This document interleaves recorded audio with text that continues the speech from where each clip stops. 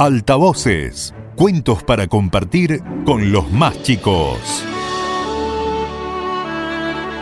Las escritoras Graciela Vialet y Perla Suez eligieron sus cuentos preferidos para disfrutar con los niños y niñas de la casa. Y ahora los podéis escuchar narrados por las mejores voces del país. Irulana y el Ogronte, de Graciela Montes. Aviso que este es un cuento de miedo. Trata de un pueblo, de un ogronte y de una nena. El ogronte no tenía nombre, pero la nena sí. Algunos la llamaban Irenita, y yo la llamo a mi modo, Irulana. Conviene empezar por el ogronte, porque es lo más grande, lo más peludo y lo más peligroso de esta historia. No todos los pueblos tienen un ogronte, pero algunos tienen, y este tenía. Cuando se terminaba la tarde y el sol se ponía rojo, porque en los cuentos también se ponen rojos los soles, la cabeza peluda del ogronte brillaba como la melena de un león inmenso. Y la gente del pueblo sentía mucho miedo. La gente, en cuanto se despertaba a la mañana, pensaba: ¿cómo habrá amanecido el ogronte hoy? Era importante saber cómo había amanecido el ogronte. Por ejemplo, si el ogronte estaba resfriado, había que reforzar las puertas y las ventanas para que no se abrieran de golpe con los estornudos. Y no se podía sacar a pasear a los perros demasiado chiquitos porque podían rodar calle abajo y volarse hasta la orilla del río. En cambio, si el ogronte se ponía a picar cebollas, las cebollas crudas y las nubes del amanecer bien cocidas son las comidas preferidas de la mayor parte de los ogrontes. Había que salir con botas, y hasta con botes llegado el caso. Si estaba contento y carcajeaba, había que guardar los floreros en los roperos para que no se cayeran al suelo con los temblores. Si se ponía a cantar, había que envolver con trapos los espejos. Y si estaba enojado... Bueno, todos cuidaban mucho que el ogronte no se enojara. Siempre le decían: «Buenos días, señor ogronte», y «Buenas noches, señor ogronte», con muchísimo respeto. Y todas las tardes iban hasta el pie de la montaña y le dejaban canastos repletos de cebollas, vacas muy gordas y flores de colores raros. Y le hacían una gran torta para el día de su cumpleaños y le cantaban canciones para que durmiese. Todo para que no se enojase. Pero igual, un día, el ogronte se enojó. Se enojó porque sí. Vaya uno a saber por qué se enojan los ogrontes. Se notó que se había enojado porque empezó a gritar y a rugir y a mover los brazos en el aire como un molino. Y porque sus dientes enormes, no se imaginan ustedes lo enormes y filosos que son los dientes de los ogrontes enojados, brillaban más que su melena del atardecer.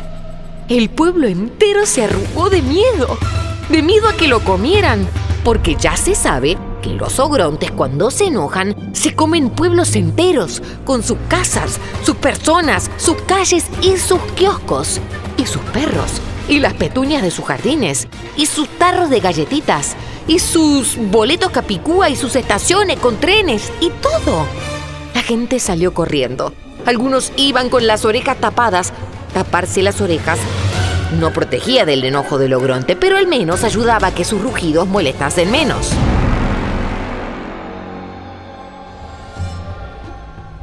Pero yo dije al principio que este era el cuento de un pueblo, de un ogronte y de una nena. Ahí está la nena, ¿la ven? Es esa, de rulitos en la cabeza, Irulana. Es la única que no corre. A mí no me pregunten por qué no corre Irulana. Vaya uno a saber por qué no salen corriendo las irulanas cuando vienen los ogrontes. Los que contamos los cuentos no tenemos por qué saberlo todo.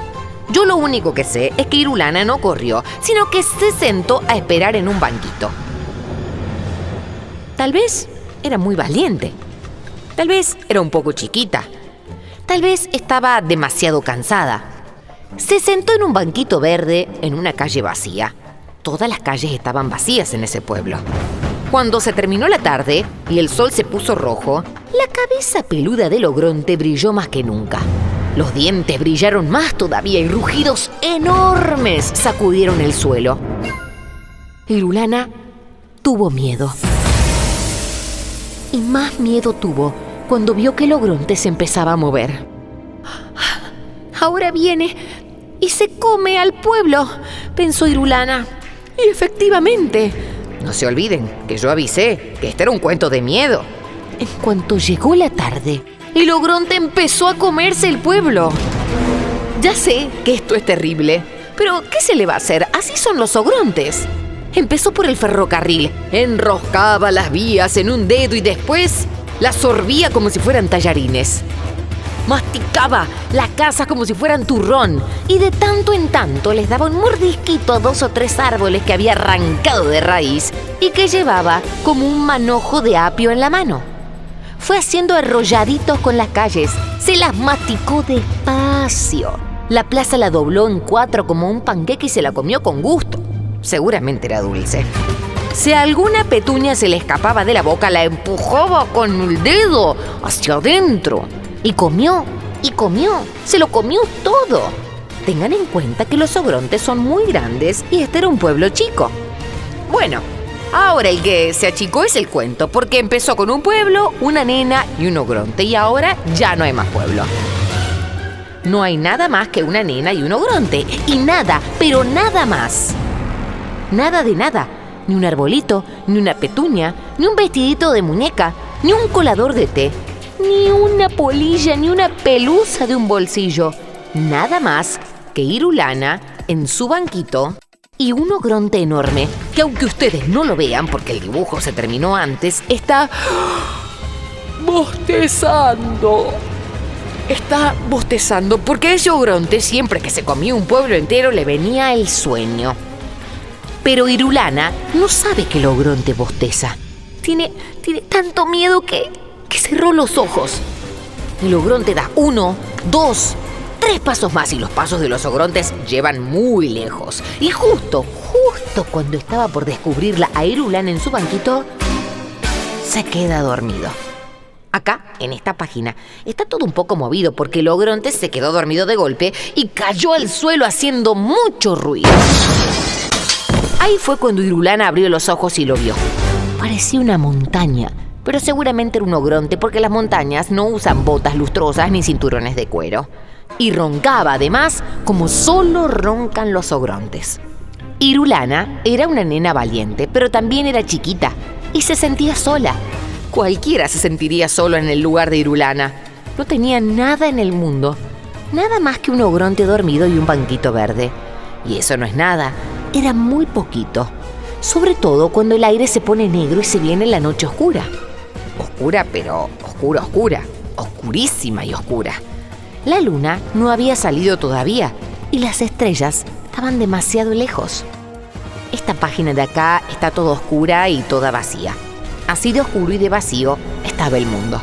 Entonces, Irulana se puso de pie en su banquito, que como estaba tan negro todo, ni siquiera era un banquito verde, y gritó bien, pero bien fuerte, lo más fuerte que pudo gritar. ¡Irulana! Eso gritó, una sola vez. Y aunque Irulana tenía una voz chiquita, el nombre resonó muy fuerte en medio de lo oscuro. Y el nombre creció y creció. La I, por ejemplo, tan flaquita que parecía, se estiró muchísimo. No se quebró, porque era una I muy fuerte. Y se convirtió en un hilo largo y fino que se enroscó alrededor del ogronte, de la cabeza del ogronte, de los pies del ogronte, de las manos del ogronte, de la panza inmensa donde estaba todo el pueblo. Y la R se quedó sola en el aire, rugiendo de rabia porque las R's rugen muy bien, mejor que nadie.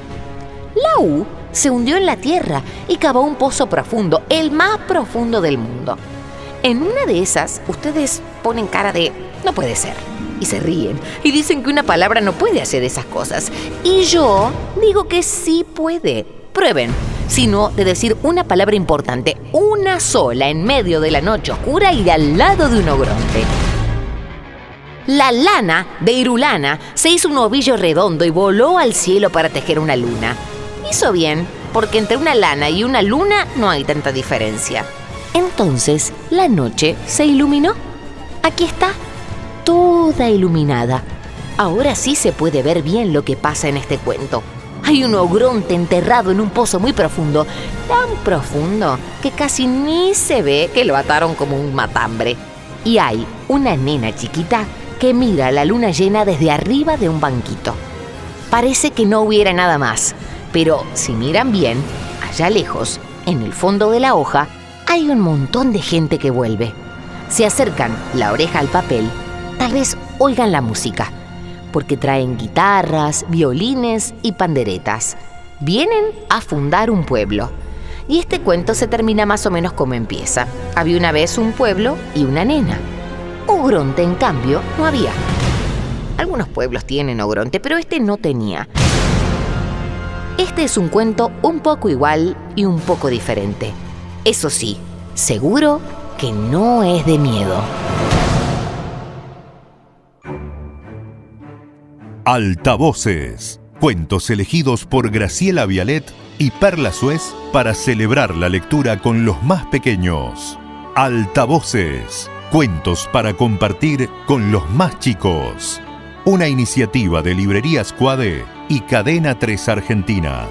Este mes celebramos las infancias y lo podés escuchar en cadena3.com.